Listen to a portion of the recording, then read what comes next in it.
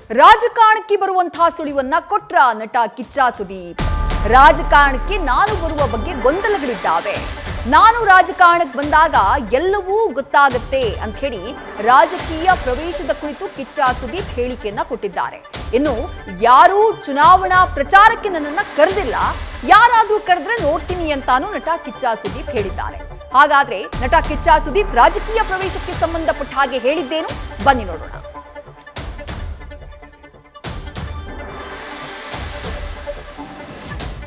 Last time ಹೋದಾಗಲೂ ನನಗೆ ಯಾವ ವಿಚಾರವಾಗಿ ಯಾರಿಗೋಸ್ಕರ ಹೋದೆ ಅಂತ ಹೇಳಿದ್ದೀನಿ. ಸೊ ಎಲೆಕ್ಷನ್ಗೂ ಇಲ್ದಿದ್ರು ನಾನು ಸ್ವಲ್ಪ ದೂರನೇ, ಬಟ್ ಇವತ್ತವರೆಗೂ ನನಗೆ ಯಾರು ಕರೆದಿಲ್ಲ. ಆ್ಯಂಡ್ ಸದ್ಯಕ್ಕೆ ನಾನು ಈಗ ಆಲ್ರೆಡಿ ಫ್ಯಾನ್ಸ್ ಆಗಲಿ ಫ್ರೆಂಡ್ಸ್ ಆಗಲಿ ಮನೆಗೆ ನುಗ್ಗಿ ನನಗೆ ಹೊಡೆದಿಲ್ಲ ಅಷ್ಟೇ. ಈ ಕ್ರಿಕೆಟ್ ಅಂದ್ಕೊಂಡು ನನಗೆ ತಮಾಷೆ ಮಾಡ್ಕೊಂಡು ಕೂತಿದ್ದಾರೆ. ಇನ್ನು ಮತ್ತೆ ಶೂಟಿಂಗ್ ಬಿಟ್ಟು ಎಲೆಕ್ಷನ್ಗೆ ಹೋದರೆ ಮೋಸ್ಟ್ಲಿ ಏನೋ ಹೆಚ್ಚು ಕಮ್ಮಿ ಆದ್ರೆ ಆಗೈತೆ. ಅಲ್ಲಿ ಮಟ್ಟಿಗೆ ತಳ್ಳೋದು ಬೇಡ. ಇನ್ನೊಂದು 15-20 ದಿನ ಶೂಟಿಂಗ್ ಬ್ಯಾಲೆನ್ಸ್ ಇದೆ, ನಡೀತಾ ಇದೆ. ಅದು ಮುಗಿದ್ರೆ ಮ್ಯಾಕ್ಸ್ ಮುಗ್ದೋಗುತ್ತೆ.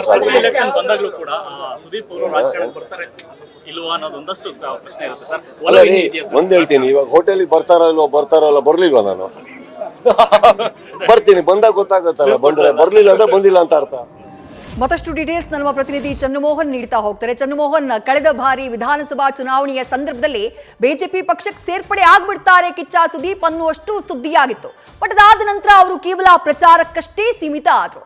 ಈ ಬಾರಿ ರಾಜಕಾರಣಕ್ಕೆ ಸೇರೋದು ಇನ್ನೂ ಬಹಳ ಸಮಯ ಇದೆ ಅಂತ ಅನ್ಸುತ್ತೆ. ಬಟ್ ಪ್ರಚಾರದ ವಿಷಯಕ್ಕೆ ಬಂದಾಗ ಕೇವಲ ಯಾವುದೋ ಒಂದು ಪಕ್ಷಕ್ಕೆ ಸೀಮಿತರಾಗಿರ್ತಾರೆ ಅಂತ ಅನ್ನಿಸ್ತಾ ಇಲ್ಲ ಅವರ ಮಾತುಗಳಿಂದ.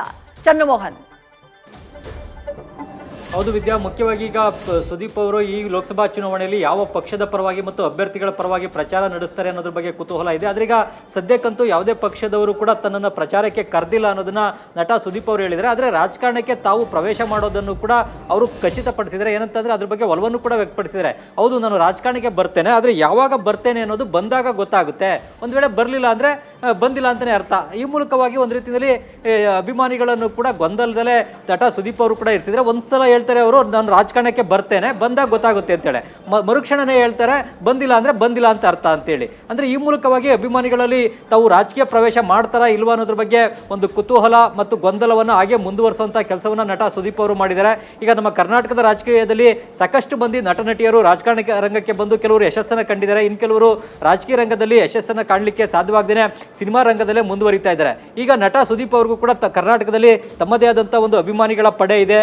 ವಿಶೇಷವಾಗಿ ಚಿತ್ರದುರ್ಗ, ರಾಯಚೂರು, ಬಳ್ಳಾರಿ, ಮಧ್ಯ ಕರ್ನಾಟಕ ಭಾಗ ಸೇರಿದಂತೆ ಕೆಲವೊಂದು ಜಿಲ್ಲೆಗಳಲ್ಲಿ ಅವರಿಗೆ ದೊಡ್ಡ ಅಭಿಮಾನಿ ವರ್ಗವೇ ಇದೆ. ಈ ಜಿಲ್ಲೆಗಳಿಂದಲೇ ನಟ ಸುದೀಪ್ ಅವರು ವಿಧಾನಸಭಾ ಚುನಾವಣೆಗೆ ಇಲ್ವೇ ಲೋಕಸಭಾ ಚುನಾವಣೆಗೆ ಸ್ಪರ್ಧೆ ಮಾಡ್ತಾರೆ ಅನ್ನತಕ್ಕಂಥ ಚರ್ಚೆಗಳು ಬಹಳಷ್ಟು ವರ್ಷಗಳಿಂದ ನಡೀತಾ ಇವೆ.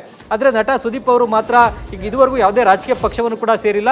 ಆದರೆ ಕಳೆದ ವಿಧಾನಸಭಾ ಚುನಾವಣೆಯಲ್ಲಿ ಆಗ ಸಿಎಂ ಆಗಿದ್ದಂತಹ ಬಸವರಾಜ ಬೊಮ್ಮಾಯಿ ಅವರ ಮೇಲಿನ ಪ್ರೀತಿ ಒಂದು ಬಾಂಧವ್ಯದ ಕಾರಣಕ್ಕಾಗಿ ಬಿಜೆಪಿ ಅಭ್ಯರ್ಥಿಗಳ ಪರವಾಗಿ ಪ್ರಚಾರವನ್ನು ನಡೆಸಿದ್ರು. ಅದನ್ನು ಕೂಡ ಅವರು ಓಪನ್ ಆಗಿ ಹೇಳಿದ್ರು.